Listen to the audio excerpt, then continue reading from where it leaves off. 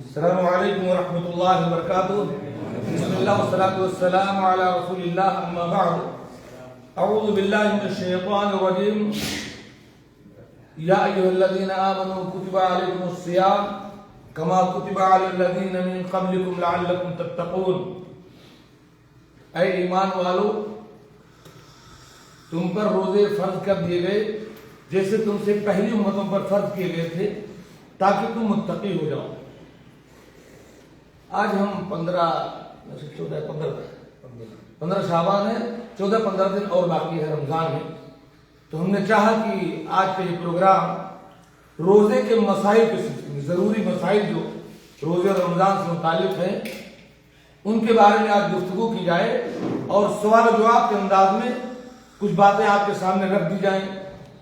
پوری تقریر کر دی جائے گی، بات نہیں رہ پاتے ذہن میں، لیکن اگر انہیں سوال و جواب کے انداز میں رکھا جائے تو بات اچھی طرح ذہن میں آتی ہے.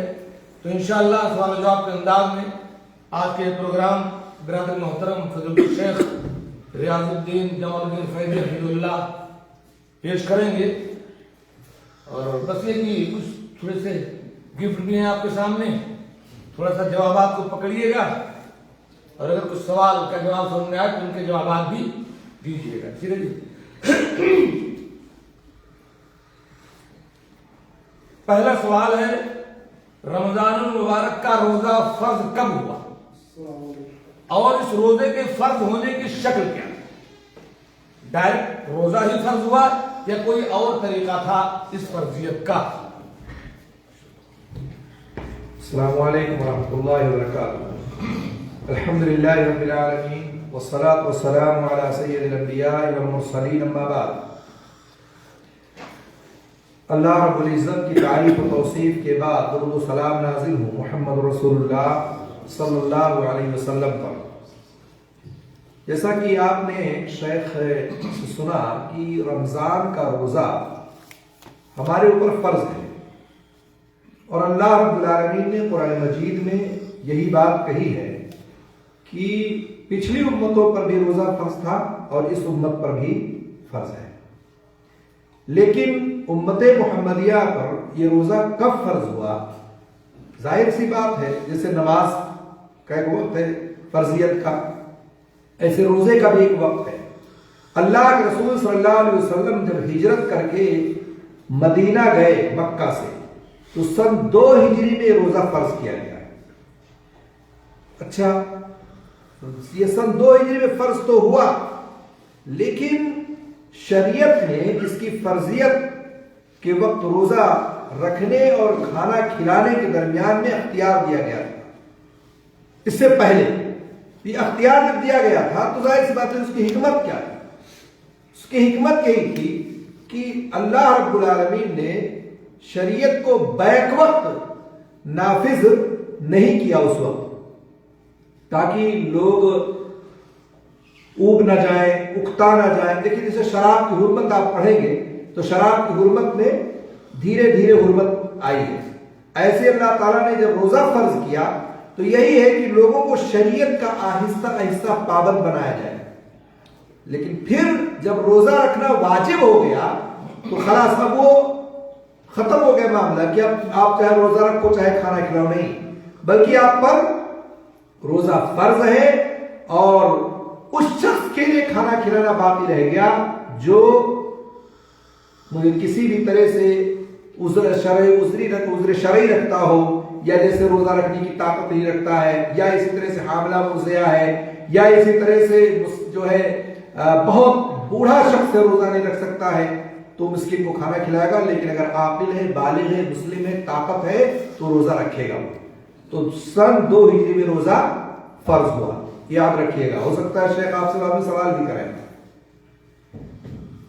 پہلے یہ تھا کہ چاہے کھانا کھلاؤ چاہے روزہ رکھو، بعد میں کلیئر ہو گیا کہ روزہ ہی رکھنا ہے، جو مجبور ہوگا وہی کھانا کھلائے. دوسرا سوال ہے، چاند، رمضان کا چاند دیکھنے کے لیے کتنے گواہوں کی ضرورت ہے اور عید کا چاند دیکھنے کے لیے کتنے گواہوں کی ضرورت ہے؟ رمضان کا چاند جیسے آنے والا ہے، رمضان ہمارے سامنے بالکل ہے، 10-15 دن جیسے شیخ نے کہا. تو رمضان کے چاند کے لیے اگر ایک گواہی ہو، عادل ہو، ثقہ ہو تو کافی ہے. بعض روایتوں میں 2 ہے، لیکن اگر ایک ہی ہو تو کافی ہے، لیکن عادل اور ثقہ ہو، اور قاضی وقت کا اس پر اعتبار ہو کہ ہاں یہ آدمی ثقہ ہے، سچ بول رہا ہے. اسی طرح سے عید کا چاند دیکھنے کے لیے 2 گواہ کی ضرورت ہے. اس میں بھی کہتے ہیں کہ اگر ایک ہی آدمی عادل و ثقہ ہو اور قاضی وقت اگر اس پر اعتبار کرتا ہو تو وہ بھی ثقہ ہے، تو قبول کی جائے گی اور اس کی جو ہے گواہی مانی جائے گی. رہی بات یہ عورت گواہی دے گی تو قبول ہوگی یا نہیں قبول ہوگی، اس مسئلے میں نے بہت کھنگالہ دیکھا تو اور سوالات بھی کیے، علماء کی طرف رجوع بھی کیا. تو عادل اور ثقہ اگر عورت بھی ہے تو اس کی بھی گواہی قبول کی جائے گی اور مانی جائے گی. اگر ایک ہے تب بھی، 2 ہے تب بھی، اس لیے کہ یہ گواہی بطور خبر ہے. یہ گواہی بطور خبر ہے، اور خبر کے لیے اگر وہ عادل ہو، ثقہ ہو اور قاضی وقت اس کو قبول کر رہا ہو تو اس کی گواہی قبول کی جائے گی، اس کی خبر کو مانا جائے گا. اس طرح سے رمضان کے لیے 1 اور عید کے چاند کے لیے 2، آپ اس طرح سے جانیں. اور اگر ایک ہی ہو تب بھی قابل قبول ہو جائے گی اور اس کی گواہی مان لی جائے گی، بشرطے کہ عادل و ثقہ اور قاضی وقت اس پر اعتبار کرتا ہو. یہ مسئلہ عورت کی بات کیوں آئی؟ کیونکہ عورت کے بارے میں ہے کہ ایک مرد کی گواہی کے برابر 2 عورتیں ہونی چاہیے. 2 عورت کے برابر ایک مرد ہوتا ہے. تو کیا آپ جیسے ایک گواہی کے لیے 2 عورتیں چاہیے؟ تو ایسا نہیں کہ کوئی خون خطر کا مسئلہ نہیں ہے، ایک خبر کا مسئلہ ہے. اس لیے ایک عورت بھی اگر نیک اور صادقہ ہے تو اس کی گواہی قبول کی جائے. رمضان کے استقبال میں 1-2 دن پہلے روزہ رکھنا کیسا ہے؟ نمبر 1. دوسرے کی 29 شعبان کو اگر بدلی ہو تو اگلے دن جو یوم شک ہے اس میں روزہ رکھ سکتے ہیں کہ نہیں؟ اس مسئلے میں 7 اقوال ذکر ہیں، لیکن اس میں راجح قول یہ ہے کہ اس دن کا روزہ رکھنا حرام ہوگا. شک والے دن جو شک ہوتا ہے نا، پتہ نہیں چاند نکلا کہ نہیں نکلا، پتہ نہیں کسی نے دیکھا کہ نہیں دیکھا، خبر آئی کہ نہیں آئی، تو اگر شک والے دن میں آپ روزہ رکھتے ہیں تو آپ کے لیے روزہ رکھنا حرام ہے. اس کی دلیل کیا ہے؟ اللہ کے رسول صلی اللہ علیہ وسلم نے فرمایا فَإِنْ غُمَّ عَلَيْكُمْ فَأَكْمِلُوا الْعِدَّةَ 30. سنن ترمذی کی روایت ہے کہ اگر تمہارے اور چاند کے درمیان بدلی حائل ہو جائے، ہوتا نہیں چاند کے دن بدلی آ جاتی، نہیں نظر آتا چاند، تو کیا کرو تم شعبان کے 30 دن مکمل کرو. تو 30 دن مکمل کر کے آپ کو پھر روزہ رکھنا ہے. اور اسی طرح سے حضرت انس رضی اللہ تعالیٰ عنہ کا قول ہے، کہتے ہیں کہ من صام اليوم الذي يشك فيه فقد عصى ابا القاسم. جس شخص نے شک والے دن روزہ رکھا اس نے ابو القاسم یعنی اللہ کے رسول صلی اللہ علیہ وسلم کی نافرمانی کی. تو اس لیے آپ شک والے دن روزہ نہیں رکھیں گے. اور اسی طرح سے یہ بھی ہے کہ استقبال رمضان کے لیے آپ سوچ رہے ہیں کہ رمضان آ گیا، چلو ایک دن سے پہلے سے روزہ شروع کر دیتے ہیں، 2 دن پہلے سے استقبال میں روزہ رکھنا شروع کر دیتے ہیں، تو یہ جائز نہیں ہے، درست نہیں ہے کہ آپ اس پورا مہینہ آپ نے شعبان کا گزر گیا روزہ نہیں رکھا آپ نے، اور اس کے بعد رمضان آ گیا آخری میں اب 27 28 کو آپ روزہ رکھ رہے ہیں، 29 کو آپ روزہ رکھ رہے ہیں، یہ جائز درست نہیں. استقبال کے لیے آپ روزہ نہیں رکھ سکتے ہیں. چوتھا سوال ہے، اگر کوئی آدمی اتنا بوڑھا ہے کہ وہ روزہ نہیں رکھ سکتا، کھوسٹ بالکل کمزور ہے، یا ایک آدمی ایسا مریض ہے کہ ڈاکٹر نے بتا دیا کہ اب اس کا مرض صحیح نہیں ہونا ہے، روزہ نہیں رکھ پائے گا، تو ایسے دونوں آدمی کیا کریں گے؟ ان کے اوپر کیا واجب ہے؟ انتہائی بوڑھا اور دائمی مریض. بڑھاپے میں آدمی جب پہنچ جاتا ہے تو عام طور سے یہ سوال پیدا ہوتا ہے. ہمارے معاشرے میں جب آدمی بوڑھا ہو جاتا ہے تو روزہ چھوڑ دیتے ہیں اور یہ نہیں پتا کہ اب کیا کیا جائے، اور نماز بھی ترک کر دیتے ہیں، نماز بھی چھوڑ دیتے ہیں. تو نماز بھی فرض ہے، روزہ بھی فرض ہے، ٹھیک ہے. نماز میں اس وقت تک معافی نہیں جب تک آپ کا عقل کام کر رہی ہے، ٹھیک ہے. عقل ضائع ہو گیا تو ختم، معاملہ نہیں کچھ. ایسے ہی روزے کا معاملہ ہے، بڑھاپے میں انسان پہنچ گیا، عقل کام کر رہی ہے، سب کچھ درست ہے، صرف بوڑھا ہو گیا ہے وہ، تو ایسی صورتحال میں ایسے شخص کے لیے ضروری ہے کہ وہ اگر روزہ نہیں رکھ سکتا ہے تو ہر روز کے بدلے ایک مسکین کو کھانا کھلائے. ہر روز کے بدلے ایک مسکین کو. हर रोज के बदले एक मिस्कीन को रोजाना वो खाना खिलाएगा, ये पहली बात है। और दूसरी ये कि महीने के आखिर में ही तमाम मिस्कीनों को दे। मिसाल के तौर हमारे यहाँ क्या होता है कि रमजान का महीना शुरू हुआ, हमारे वालिद साहब बहुत बूढ़े हैं, वालिदा बहुत बूढ़ी है, शुरू रमजान में किसी को बुलाया और उसके बाद पूरे महीने की ग़िज़ा उसको दे दी कि जाओ मैं अपने वालिद की तरफ से ये दे रहा हूं, ठीक है। अभी उस बंदे पर रोजा फर्ज ही नहीं हुआ है। भाई कोई दिन आएगा तब तो फर्ज होगा ना, पहले नहीं देना चाहिए, आखिर में आप बैक वक्त सारा दे दे या हर रोज के बदले एक मिस्कीन को दे। अच्छा, हर महीने के शुरू में तमाम मिस्कीनों को भी अगर कोई खाना खिलाना चाहे तब भी दुरुस्त नहीं है कि आप हर मिस्कीन को रोजाना खाना जो है शुरू ही में 30 दिन का 30 या 29 का आप खाना खिला दे, क्योंकि इस तरह से रोजा वाजिब होने से पहले ही आपने खाना खिला दिया, रोजा वाजिब होने से पहले ही आपने मिस्कीन को सदका कर दिया, दे दिया।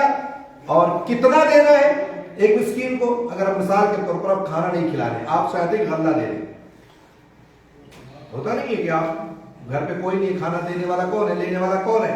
आप एक मिस्कीन को निस्फ सा, आधा सा जिसको आप कहते हैं अनाज, इस तरह से आप उसको देंगे। निस्फ सा कितना होता है जानते हैं? 1.25 किलो तकरीबन, ठीक है।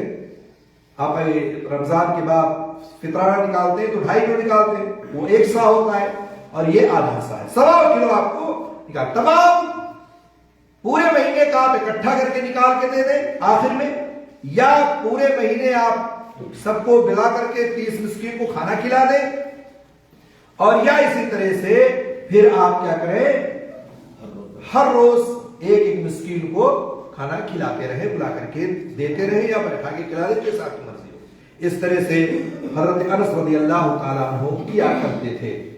तो अगर किसी के वालिदैन, किसी के घर में कोई बूढ़ा शख्स हो, रोजा न रखने की ताकत रखता हो, तो आप क्या करेंगे, एक मिस्कीन को रोजाना खाना खिलाया करें या आधा सा गल्ला उसको दे दें।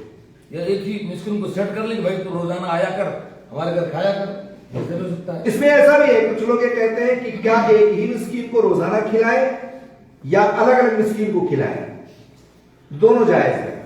चाहे तो आप एक ही मिस्कीन को रोजाना खिलाएं और चाहे अलग अलग मिस्कीन को आप खाना खिलाएं, दोनों दुरुस्त है। 5वां सवाल है सहरी, सहरी की फजीलत और उसकी बरकतें क्या है? सहरी अगर आप देखेंगे तो उसकी कई एक बरकतें हैं। पहली चीज यह है कि नबी करीम सल्लल्लाहु अलैहि वसल्लम के हुक्म की तामील है।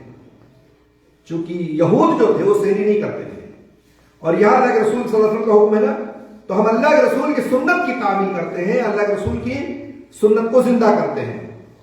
दूसरी बात यह, नबी करीम सल्लल्लाहु अलैहि वसल्लम ने यहूदियों की यानी अहले किताब की मुखालिफत का हुक्म दिया है, तो हम मुखालिफत करते हैं, अहले यहूद की मुखालिफत, अहले किताब की मुखालिफत करते हैं। अल्लाह के रसूल सल्लल्लाहु अलैहि वसल्लम ने फरमाया, हमारे और अहले किताब के दरमियान जो फर्क है वो सहरी खाने का है। रोजा वो बगैर सहरी के रोजा रखते थे और हम सहरी खा के रोजा रखते हैं।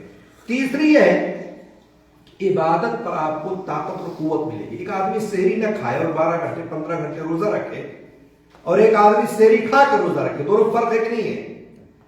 उसको ताकत मिलेगी, कुव्वत मिलेगी इबादत करने में, तिलावत करने में, नमाज पढ़ने में, सारे कामों में, ड्यूटी करने में, बहुत सारी चीजें उसके नफा बख्श होंगी उसके लिए। और इसी तरह चौथी चीज यह है कि जो शख्स सहरी खाने वाला है वो रात के आखिरी हिस्से में उठता है, फजर की अजान से आधा घंटा 1 घंटा पहले बेदार होता है। तो अगर वो पहले बेदार हो गया तो क़यामुल लैल भी पढ़ सकता है, 2-4 रकात अदा कर सकता है, ज्यादा से ज्यादा अज़कार कर सकता है, दुआएं मांग सकता है, अल्लाह के हुजूर जो है अपने हाथ को उठा करके गिड़गिड़ा सकता है। क्योंकि वो सहरी खाने के लिए उठा तो है, लेकिन सहरी खाने में उसको 10 मिनट लगेगा, 15 मिनट लगेगा, लेकिन पहले आधा घंटा पहले उठ गया, बना करके तैयार रखा हुआ है, लेकिन टाइम लगे। तो इस तरह से उसको इबादत करने में, क़यामुल लैल करने में, अज़कार करने में उसको मदद मिलेगी और वो कर सकता है। और 5वीं चीज यह है कि सहरी करने की सुन्नत को जिंदा करना, इस सुन्नत को खत्म नहीं होने देना है आपको, इसको जिंदा रखना है। और 6ठी चीज यह है कि फरिश्तों का सहरी करने वालों के लिए बख्शिश की दुआ करना है। जब आप उठते हैं सुबह तो फरिश्ते दुआ करते हैं آپ کے حق میں ایک تو فرشتے اس وقت نازل بھی ہوتے ہیں اور آپ کے حق میں دعا بھی کرتے ہیں. اور ساتویں چیز ہے جب انسان سحری کے لیے جاگ جاتا ہے تو دوسرے بھی نیک اعمال کرتا ہے.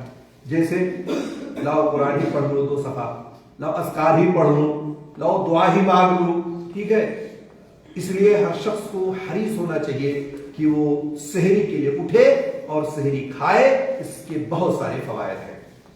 سکندر بابو آپ کی جو لائن 3-4 طرف ادھر جاؤ تو دائیں سائڈ جو لوگ اتنا بیٹھے ہیں آپ نے کبھی یمین کی افضل کبھی نہیں بتایا ہمیں یہاں ہمیشہ ادھر بلاتا ہوں. آپ بابو آپ دقت یار سب خالی کا ہے جو آگا تھوڑا سا دھرتی پر اچھا رہتا ہے.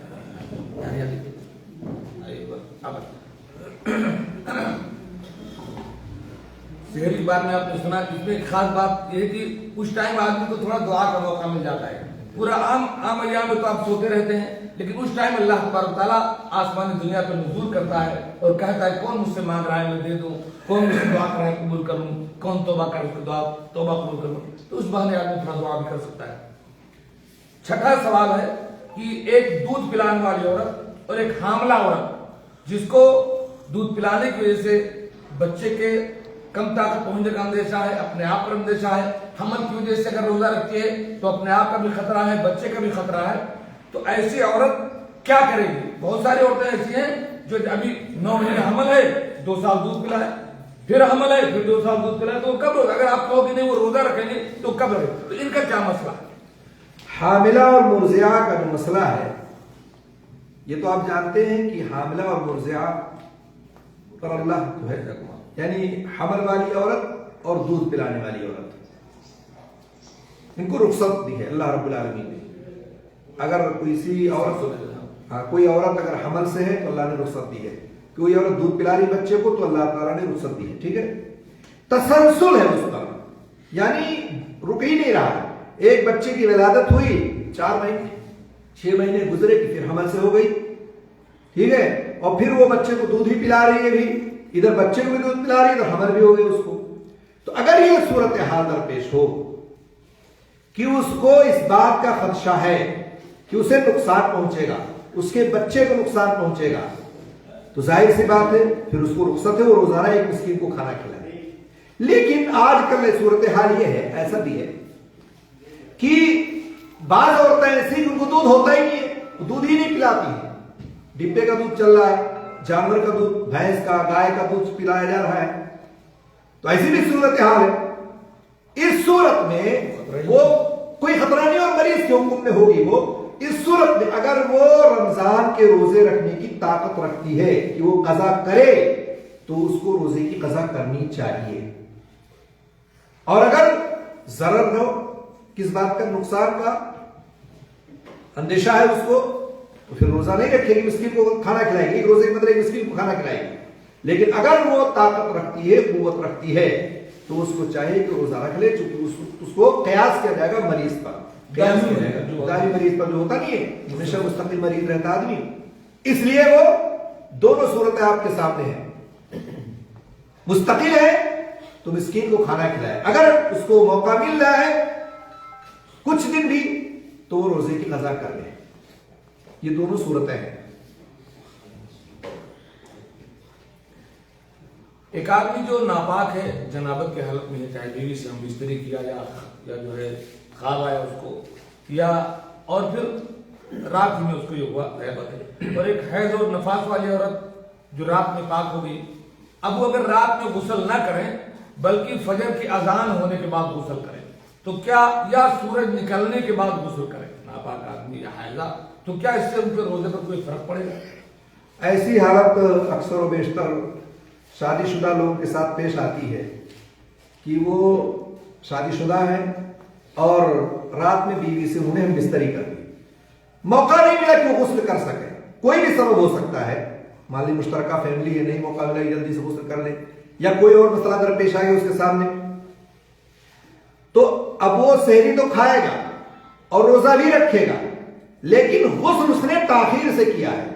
مان لیجیے فجر کی نماز کے بعد کیا یا سورج نکلنے کے بعد کیا, تو کیا اس کا روزہ درست ہوگا؟ اس کا روزہ صحیح ہوگا، اس کا روزہ صحیح ہوگا۔ امام نووی رحمہ اللہ نے فرمایا ہے کہ اہل علم کا اجماع ہے کہ ایسا شخص جو جنوبی ہو یا ایسی عورت جو حیض و نفاس سے پاک ہوئی ہو، رات میں پاک ہو گئی لیکن غسل نہیں کر سکی، وہ فجر گزر گیا، صبح ہو گئی، تو اس کے روزے پر کوئی اثر نہیں پڑنے والا ہے۔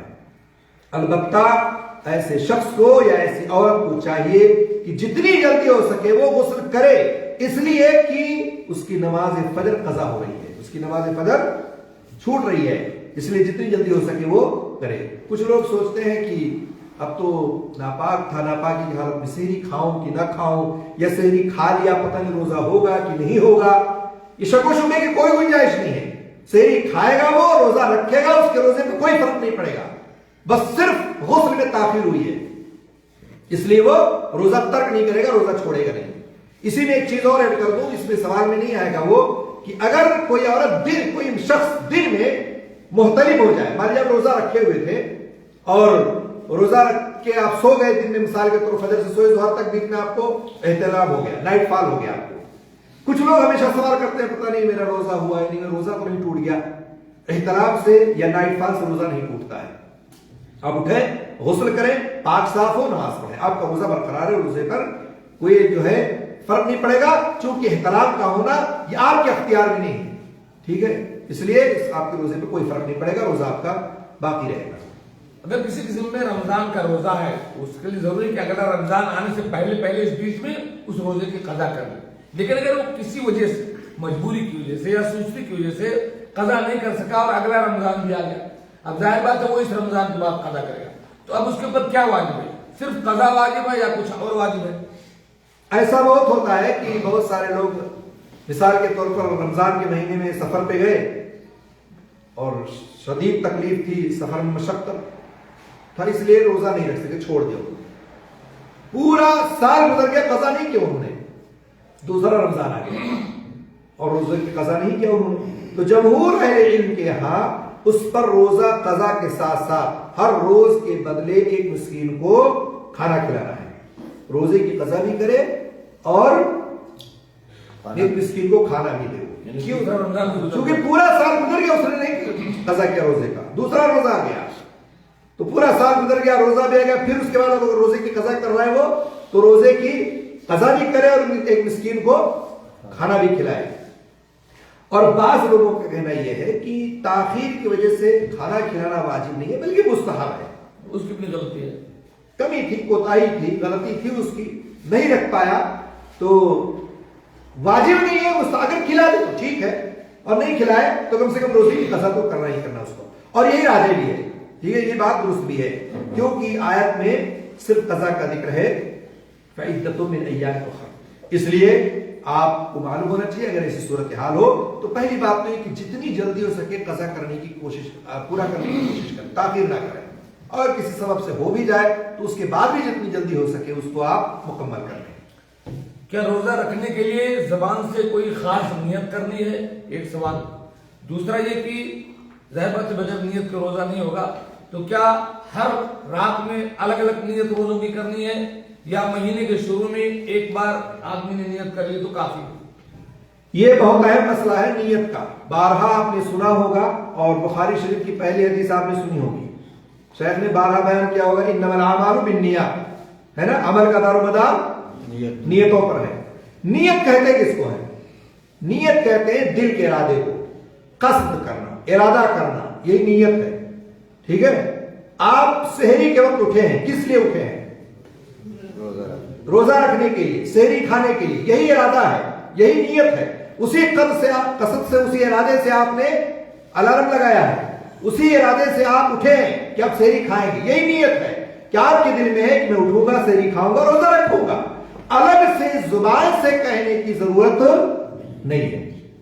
ہمارے ہاں جو نیت کرتے ہیں بے صوم غد نویت من شہر رمضان، میں کل کے روزے کی نیت کرتا ہوں مبارک مہینے میں، جو ہے اس کی کوئی حقیقت نہیں، یہ لوگوں نے اپنی طرف سے بنا لیا ہے، نہ کسی حدیث میں ذکر ہے، نہ کسی صحابی سے اس کا عمل ہے، ایک موضوع من گھڑت بات ہے جو لوگوں نے اپنی طرف سے پیش کر لیا اور کیلنڈروں میں اور جلتریوں میں اور کتابوں میں نوٹ کر دیا، ٹھیک ہے۔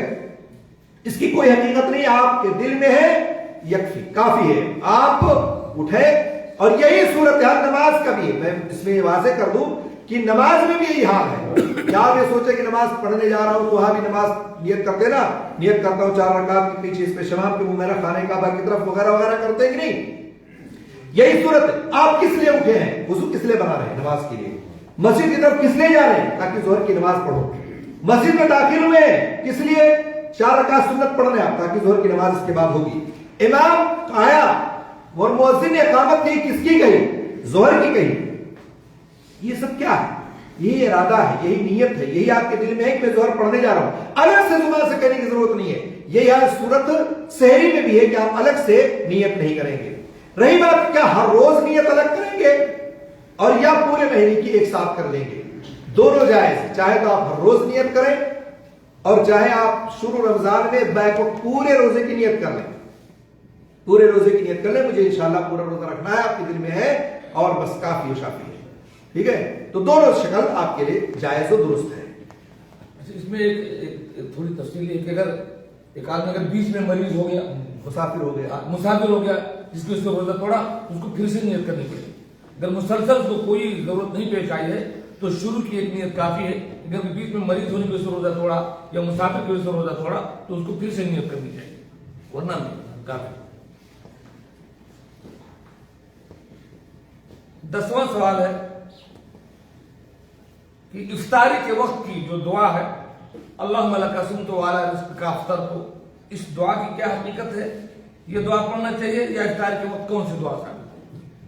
ہمارے معاشرے میں یہی دعا معروف اور مشہور ہے, اللہم لک صمت وعلی رزقک افطرت, ہے نا, اور یہ تقریباً بہت سارے لوگوں کو یاد ہے. لیکن یہ روایت ضعیف ہے, صحیح نہیں ہے.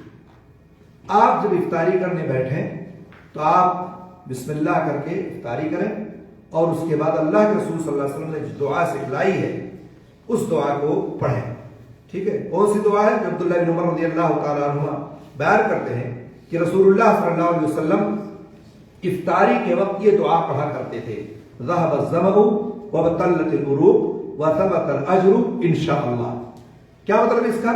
پیاس چلی گئی, رگیں تر ہو گئی, انشاءاللہ اجر ثابت ہوگا یا ہو جائے گا. تو اس لیے یہ دعا ہمیں پڑھنی چاہیے جو دعا صحیح سند کے ساتھ ثابت ہے, نہ کہ وہ دعا جو صحیح سند کے ساتھ ثابت نہیں ہے.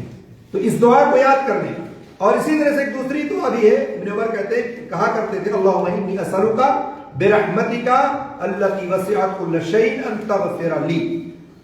اے اللہ, میں تجھ سے تیری رحمت کا سوال کرتا ہوں, تیری بخشش کا سوال کرتا ہوں, جو ہر چیز پر وسیع ہے, تو مجھے بخش دے. تو آپ افطاری کے وقت اس دعا کو پڑھا کریں اور بسم اللہ کر کے افطاری کریں, اور اس کے بعد آپ اس دعا کو پڑھ لیا کریں. اگر روزے دار دن میں اپنی بیوی سے جمع کر لیا, مشتری کر لیا, تو اس کے اوپر کیا کفارہ ہے؟ پردیسیوں کے پردیسی ہو یا نئی شادی ہوئی تو ہو جاتا ہے. پردیسی تو بیچارے تو ویسے ہی ہیں, لیکن مسئلے کو جاننا چاہیے. ٹھیک ہے, عام طور سے ہمارے یہاں معاشرے میں ہم سے بہت سارے لوگوں نے سوال کیا, اور بہت سارے لوگ اس غلطی کے مرتکب ہوئے ہیں. ایسا نہیں ہے کہ نہیں ہوتے ہیں لوگ. پریشان ہے, اب کیا کروں, اب تو ہو گئی غلطی, روزے سے ہے اور روزے کی حالت میں بیوی سے مل لیے دن میں, اب کیا کریں؟ وہ اس تعلق سے آپ یہ جان لیجئے کہ آپ پر روزے کی قضا بھی ہے اور کفارہ بھی ہے.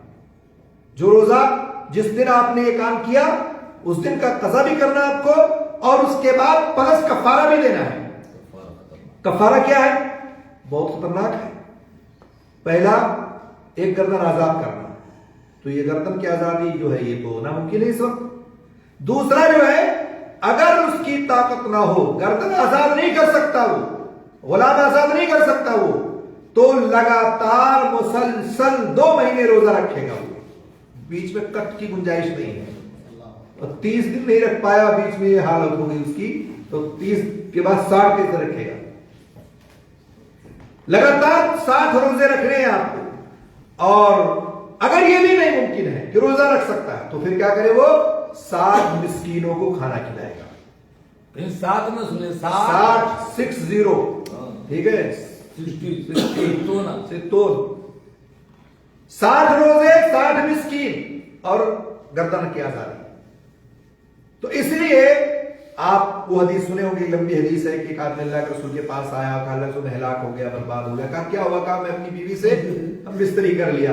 اللہ کے رسول صلی اللہ علیہ وسلم نے کہا کہ جاؤ گردن آزاد کرو. کہا میرے پاس طاقت نہیں ہے. کہا اچھا ٹھیک ہے جاؤ 60 روزے مسلسل رکھو. کہا اللہ کے رسول نے 30 کا معاملہ یہ ہو گیا, 60 کا کیسے رکھ پاؤں گا میں, یہ بہت مشکل کام ہے. کہا جاؤ 60 مسکین کو کھانا کھلا دو. کہا اللہ کے رسول میں بہت غریب آدمی میں بھی نہیں کر سکتا میں. تو بیٹھ گیا وہیں پہ. پھر کچھ دیر بعد اللہ کے رسول کے پاس سبزی کی کھجوریں کچھ آئی تھی. تو اللہ کے رسول نے کہا کہاں وہ آدمی جو کہہ رہا تھا کہ میں ہلاک ہو گیا؟ کہا اللہ کے رسول میں موجود ہوں. کہا اللہ کے رسول صلی اللہ علیہ وسلم نے ٹھیک ہے یہ صدقہ لے جاؤ, یہ کھجوریں لے جاؤ اور لے جا کر کے مدینہ کے غربا مسکینوں میں تقسیم کر دو. کہا اللہ کے رسول مدینے میں مجھ سے زیادہ غریب کوئی ہے ہی نہیں, میں کس کو دوں؟ اللہ کے رسول صلی اللہ علیہ وسلم ہنس پڑے. کہا لے جاؤ تم. تو کہنے کا مقصد یہ ہے کہ اگر ایسی غلطی ہو تو آپ کو یہ کام کرنا, کفارہ دینا پڑے گا اور قضا بھی کرنا پڑے گا. اس لیے بہت محتاط رہنے کی ضرورت ہے. شباب ہو, نوجوان ہو, جن کی شادیاں نہیں ہوئی ہو, ٹھیک ہے. اور ایسا نہیں ہے کہ اس میں ایک چیز اور ہے, مرد اور عورت دونوں کا معاملہ ہے. اگر دونوں راضی برضا ہے دونوں کو دینا ہے. یہ جان لیجیے, ایسا نہیں ہے کہ صرف ایک کے لیے ہی, مرد کے لیے. اور اگر عورت راضی نہیں ہے تو پھر مرد کے لیے ہی, پھر عورت صرف قضا کرے گی. ٹھیک ہے, اس لیے یہ بات خیال میں رہنا چاہیے. اچھا جی, حضرت روزہ میں خوشبو استعمال کرنے کا کیا ہو؟ خوشبو بہت پسند ہے نا آپ لوگوں کو. شیخ ہمارے اکثر خوشبو دیتے رہتے ہیں نام میں. آپ لوگ خوشبو استعمال کر سکتے ہیں, اسپرے استعمال کر سکتے ہیں, آپ خوشبو استعمال کر سکتے ہیں, آپ اس کو سونگ سکتے ہیں. ٹھیک ہے, کوئی حرج کی بات نہیں ہے خوشبو کا استعمال کرنا, سونگنا, اس کو مارنا, اس میں کوئی حرج کی بات نہیں ہے.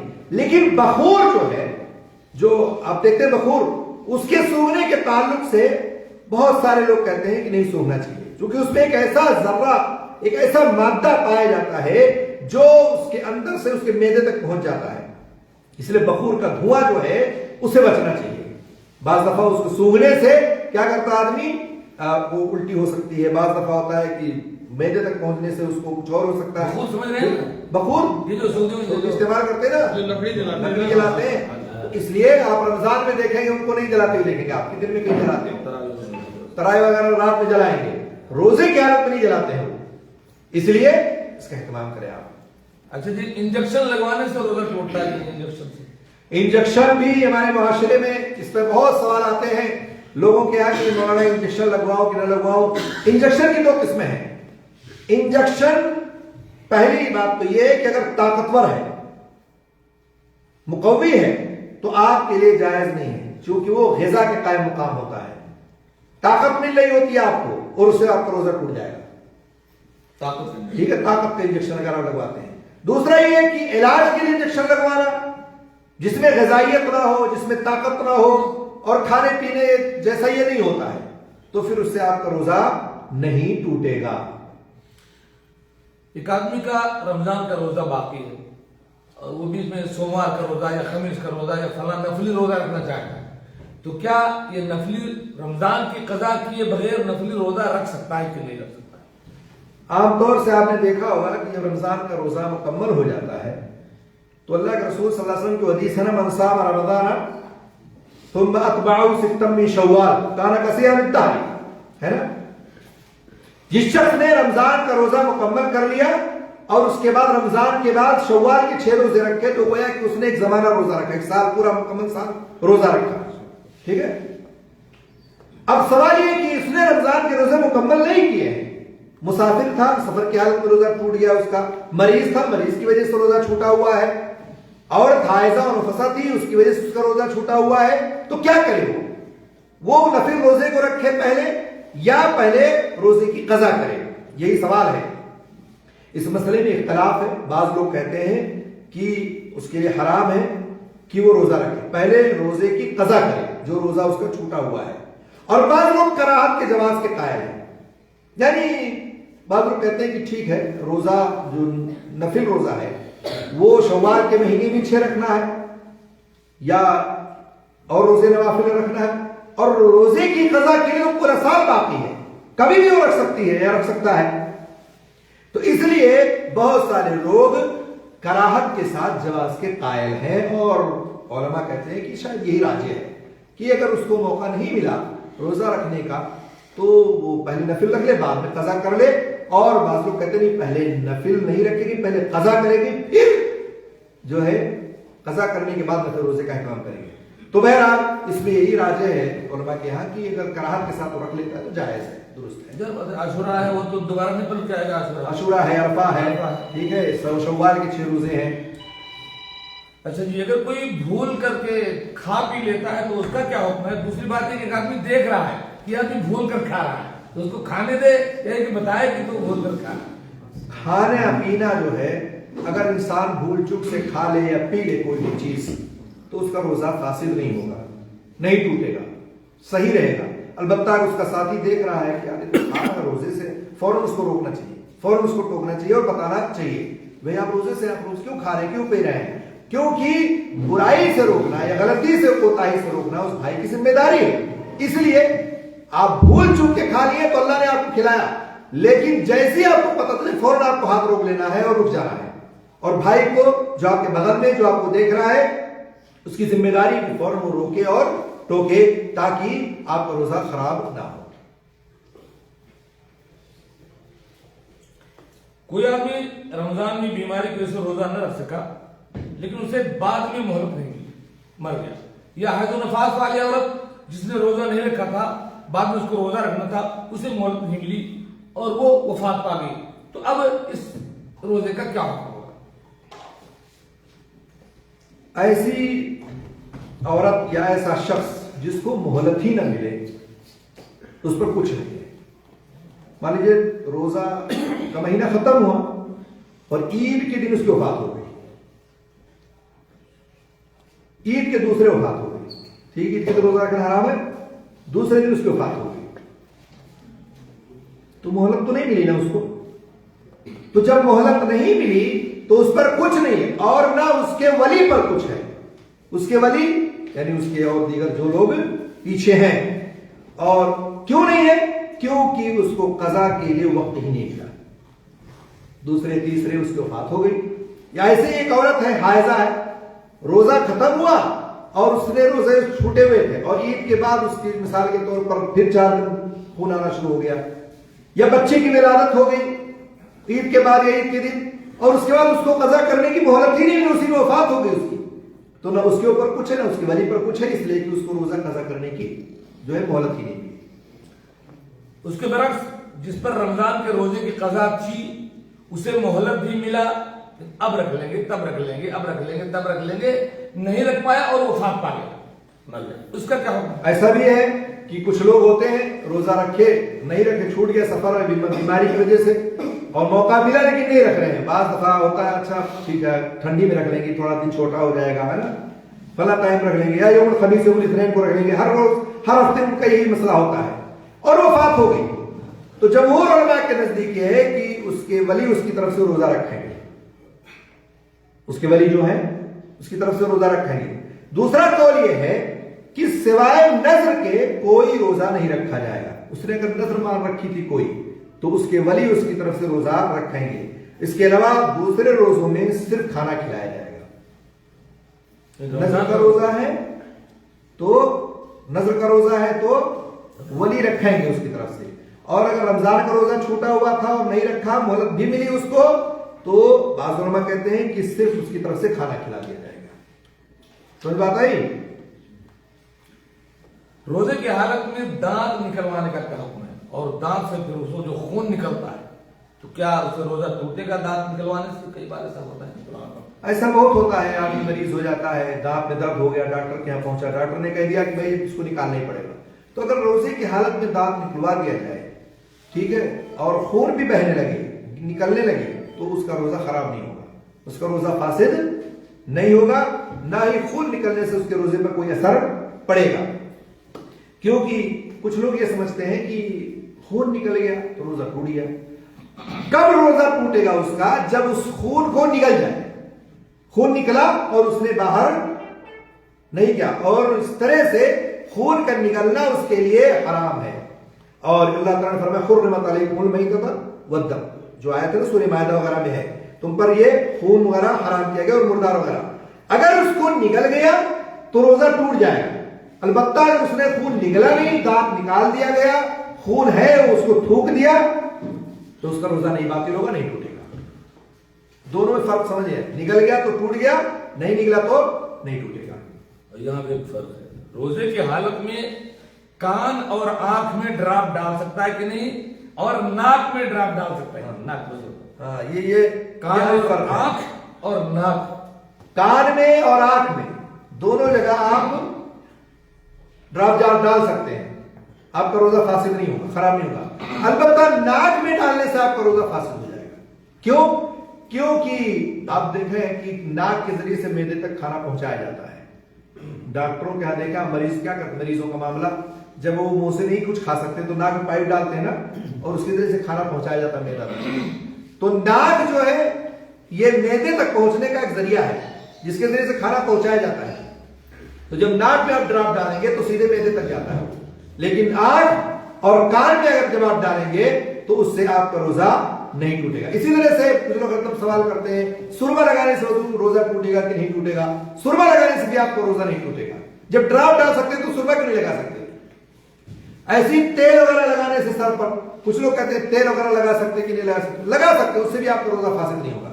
رمضان کی حالت میں، روزے کی حالت میں آپ سرما لگائیں، آپ جو ہے تیل لگائیں، آپ خوشبو استعمال کریں، آپ اسپرے استعمال کریں، آپ کان میں دوا ڈالیں، آپ کان جو ہے آنکھ میں دوا ڈالیں، آپ رومال وغیرہ جو ہے تر کر کے اپنے سر پر رکھ لیں، اس سے آپ کا روزہ فاسد نہیں ہوگا. البتہ صرف اور صرف ناک میں ڈالنے سے آپ کا روزہ ٹوٹ جائے گا.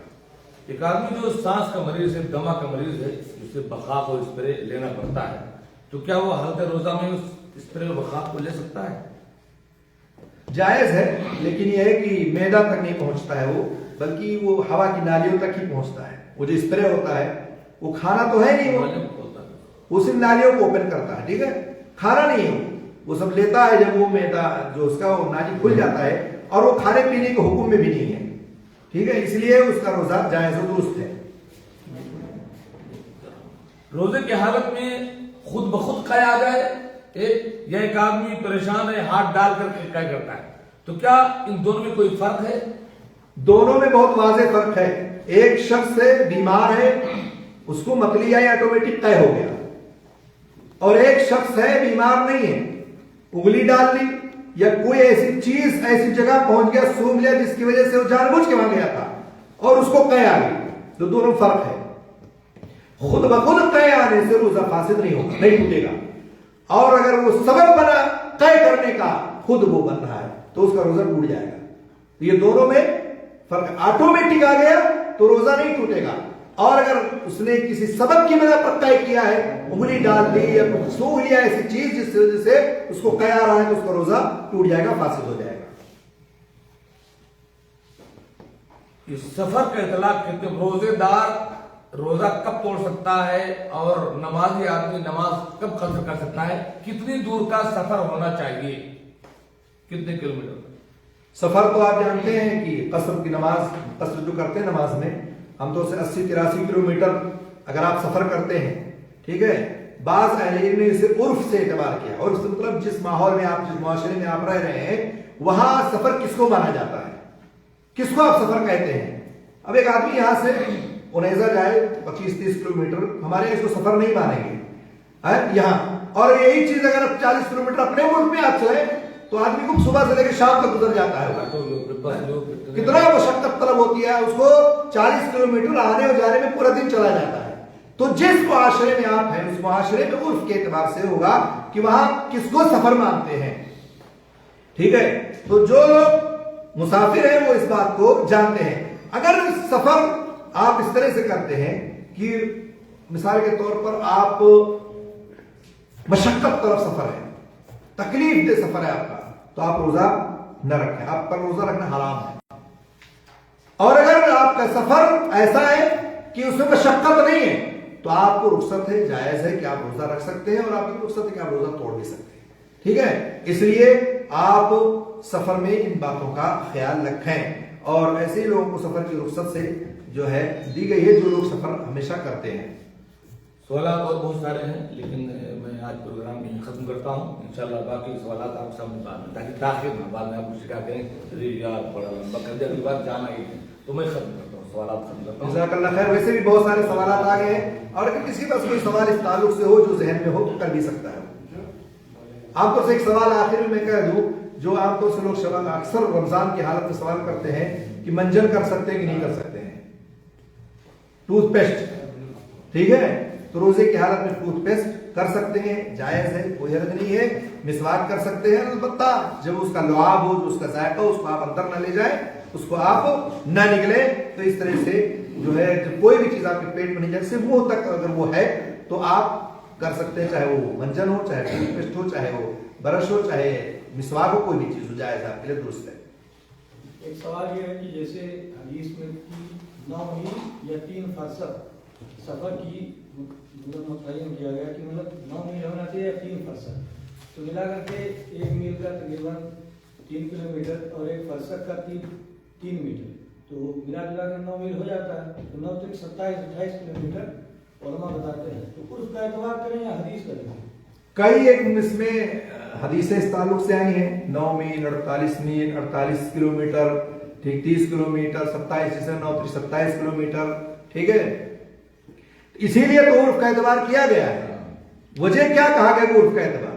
اس لیے کہ کسی معاشرے میں آپ دیکھیں، مثال کے طور سعودی عرب میں اس وقت 32 کلومیٹر چل کر کے آیا ہوں، لیکن عرف میں یہاں اس 32 کلومیٹر کو وہ سفر نہیں مانا جائے گا. ٹھیک ہے، ہم یہاں آئے اور بولے نہیں ہم تو جمعہ نہیں پڑھیں گے، ہمارے پر جمعہ نہیں ہے. عرف کا اعتبار اسی لیے کیا گیا ہے.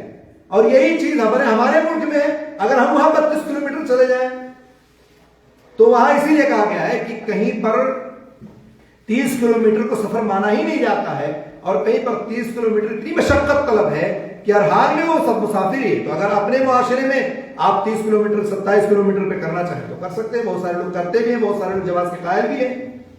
محمد بجوا سے جھنڈا نگر جاتے ہوئے قصر کرتے تھے. مولانا عبدالسلام صاحب 7 کلومیٹر. مولانا عبدالسلام صاحب کہتے ہیں جب ٹکریا سے آتے تھے اٹوا تو کرتے تھے. اصل میں وہ جو حدیث آپ پیش کر رہے ہیں اس میں یہ کہ اللہ رسول نے وہاں کیا، یہ نہیں کہ وہ متعین کیا. بہت سارے لوگ کہتے ہیں کہ وہ ایک عمل آپ کا ہے، آپ نے یہ نہیں بتایا کتنے پر قصر کرنا ہے، اتفاق سے آپ نے اتنے پر کیا ہے. تو صحیح بات ہے کہ کسی حدیث میں کسی کلومیٹر اور فرسخ کی کوئی واضح دلیل نہیں ہے. اس لیے اللہ ابن تیمیہ اور ابن سیمین رحمۃ اللہ علیہ یہی کہتے ہیں کہ عرف میں جب آپ محسوس کرتے بھیا مسافروں میں ہے خلاف. ایک سوال کہ ایک انسان ہے مثال کے طور پر 1 مہینہ سفر کرتا ہے، 1.5 مہینہ 2 مہینہ، تو نماز کو جو قصر کرے گا مطلب کتنے دن کرے گا؟ ہمیشہ کرے گا یا مطلب جماعت پا جائے گا تو قصر نہیں کرے گا؟ اور اگر تنہا اکیلا ہے تو کیا لگاتار نماز کو قصر کرتا ہی پڑے گا؟ کیونکہ سفر میں قصر کرنا افضل ہے. تو کتنے دن کرے گا قصر؟ اگر سفر کی مدت متعین نہیں ہے، مدت اگر متعین نہیں کہ اب جانا ہے کہ کل جانا ہے کہ پرسوں جانا ہے، اچھا ایک ہفتے بعد جانا ہے، اگر مدت متعین ہے تو جتنے دن تک اتنے دن تک وہ قصر کرے گا. میرے ایک ڈرائیور ہے روزانہ 200 کلومیٹر ادھر مارتا ہے، عمرہ والے ان کو کر سکتا ہے. ہاں مسلسل پورا مہینہ وہ چلاتے ہیں گاڑی چھوڑ دیتے ہیں، وہ کر سکتے ہیں، ہمیشہ کر سکتے ہیں. اور اگر مدت متعین ہے، مان لیجیے آپ مثال کے طور پر ہم یہاں سے ریاض گئے اور ہمیں پتا ہے کہ مجھے 15 دن تک کے لیے جانا اور وہیں رکنا ہے، اس کے بعد آنا 15 دن کے بعد، ٹھیک ہے. اب سوال نہ کریں کیونکہ ہماری ابھی اور چلیں ٹھیک ہے انشاءاللہ. تو مدت متعین ہے تو آپ 4 دن کے بعد پوری نماز ادا کریں گے. 4 دن کے بعد پوری نماز ادا کریں. اگر مدت متعین نہیں ہے اگر تو آپ جب تک ہے جب تک آپ اصل کریں. اللہ آپ کا خیر دے. بہت بہت شکریہ ہمیں روزے کے مسائل کو سننے سننے. بس سنو یہ 5 منٹ اور بس. ایک سوال اسی لیے تو میں روک رہا تھا.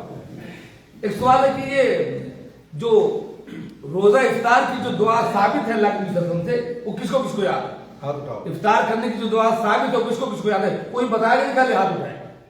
افطار کی جو دعا ثابت ہے 1 2 3 بس 3 لوگوں کو یاد ہے. 4 آپ کو بھی یاد ہے؟ اٹھاؤ اچھے سے. 4 1 2 جب آپ کو بھی یاد ہے افطار کی جو دعا ثابت ہے اللہ کے نبی نے جو بتایا ہے اٹھا کر کے رکھو. ثابت والا جو ثابت ہے جو شیخ نے بتایا کہ یہ دعا ہے. 1 आपको थोड़ा डिस्टर्ब है, मैं सुनता हूँ। एक दो तीन चार, चार पांच आप बताए, आप भी उठा के ना। साबित वाला नहीं। हाँ बताओ बताओ। ذهب الزمن وابتلت العروق وثبت الأجر إن شاء الله. ذهب الزمن وابتلت العروق وثبت الأجر إن شاء الله. नहीं साबित वाला। अच्छा, आप दोनों आदमी यहाँ से कोई इनाम ले लो, आ जाओ, जो मर्जी है उठा लो। ये इनाम हमारे मकतब की तरफ से नहीं है, ये हमारे इखवान में से किसी किसी मैं इसकी कोई फोटो फाटो नहीं लूंगा। ये हमारे अहबाब में से किसी ने हदिया किया है, कर लेते हैं सवाल जवाब। जज़ाकल्लाह खैर, कोई बड़ी पढ़ाए? बात है। अच्छा, इनाम देने वाले का भी बहुत बड़ा दिल है और ऐसा काम करते रहना चाहिए। दूसरा सवाल है, कोई फोटो नहीं कुछ। दूसरा सवाल है कि सैयदुल इस्तिग़फार किसको किसको याद है? खाली हाथ उठा। सैयदुल इस्तिग़फार, एक सैयदुल इस्तिग़फार, अभी रुको रुको, एक आपको याद है, दो तीन चार, चार पांच पड़े।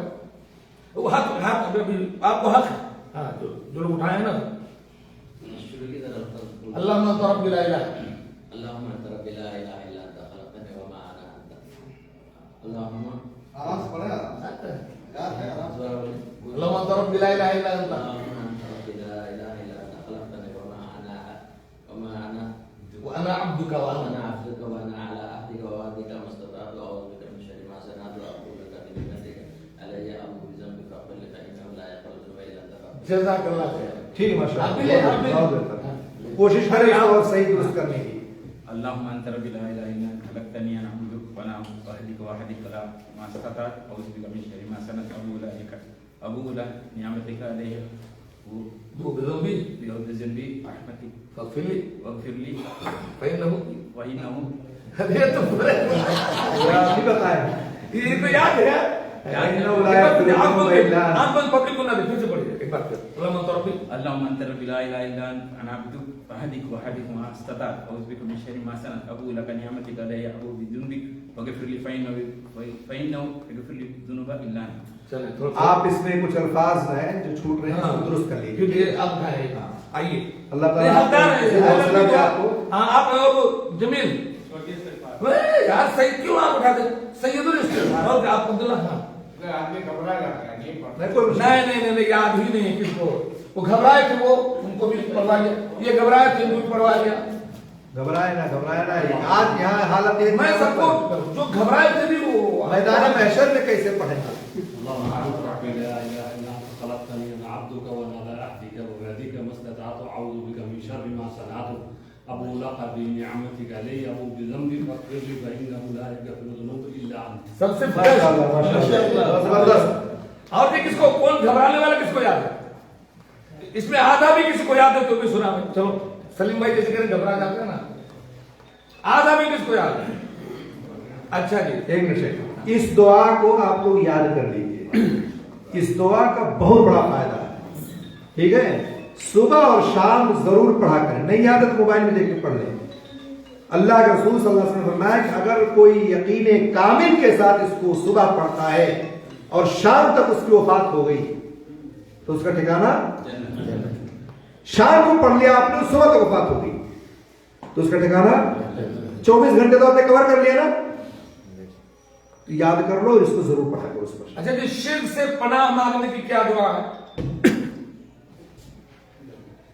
कोई जानता है?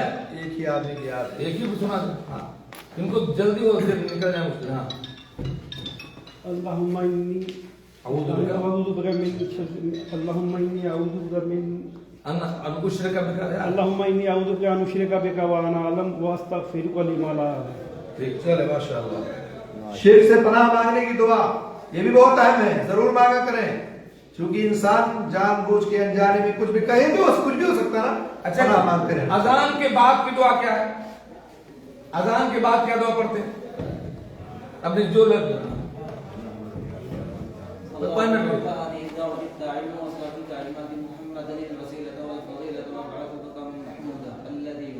दरूद शरीफ भी पढ़ ले। आइए, अल्लाहुम्मा रब्ब हादिहि दावति ताम्मा ताइम्मा में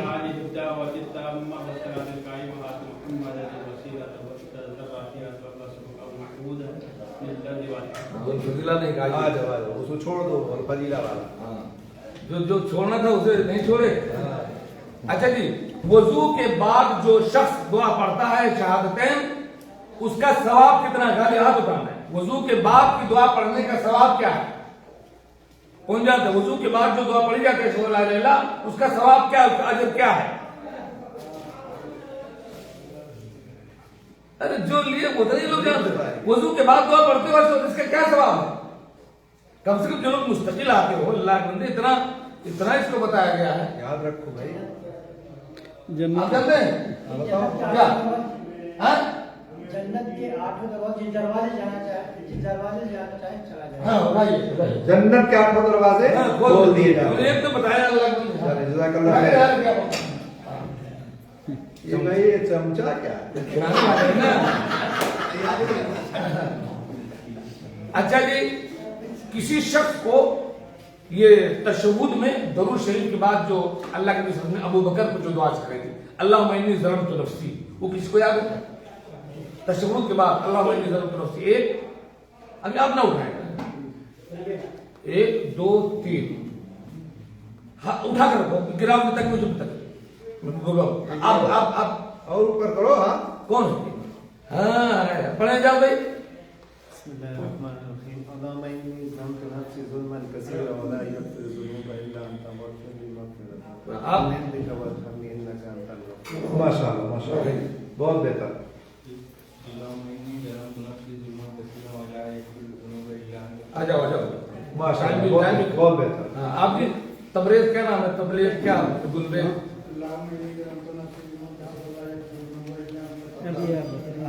ماشاء اللہ بہت بہتر بہت بہتر. ماشاء اللہ اس کو صحیح کرو. اور کس کو یاد ہے؟ ٹھیک ہے کچھ الفاظ کنفیوز کرتے ہیں. اچھا جی ایک سوال قبرستان کی زیارت کی کیا دعا ہے؟ قبرستان جائیں تو کیا دعا پڑھیں گے؟ نہیں آپ دوسرے لوگوں کو قبرستان کی زیارت کی دعا کوئی بھی نہیں جو سلام کرتے ہیں تو اس کو یاد ہو. السلام علیکم یا اہل القبور. اور آپ نے بہت شارٹ کٹ وہ اتنا والا یاد کہ جو نیٹ میں دیکھتے ہیں نا وہ پیچھے سے وعلیکم السلام شکر والا. آپ کیا نہیں گڑبڑ تھوڑا سا آپ صحیح کرو اس کو. چل کوئی دوسرا کوئی شخص ایسا ہے جس کو یہ اللہم انی اعوذ بک من عذاب القبر وعذاب النار والی دعا یاد ہے؟ 4 چیزوں سے پناہ مانگنے کی. دو تو بتایا. یار مقصد کیا ہے؟ اچھا آپ پڑھ دیں.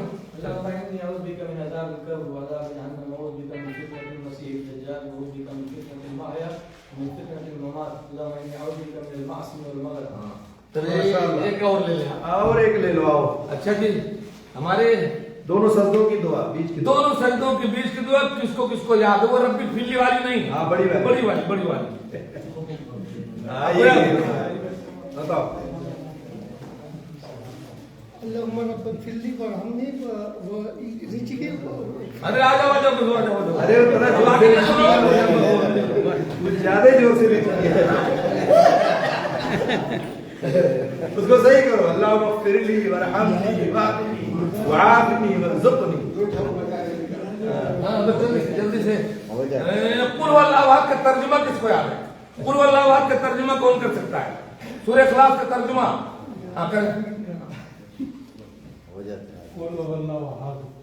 آج تاخیر کے لیے تھوڑی معافی چاہوں گا. تھوڑی تاخیر ہوئی ہے. تھوڑا صبر کریں. کبھی کبھی ہوتا ہے. اب کہہ دو اٹھا دو.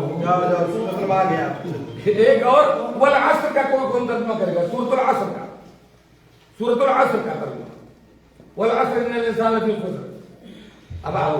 ہاں ماشاء اللہ کم سے کم والعصر اصل کی قسم ان الانسان لفی خسر کہ انسان خسارے میں الا الذین آمنوا مگر وہ لوگ جو ایمان لائے. بس آگے اللہ کو جزائے بارک اللہ فیک. کم سے کم یار بہت بہت شکریہ. اللہ کو جزائے خیر دے. تاخیر کے لیے تھوڑی معافی. فنش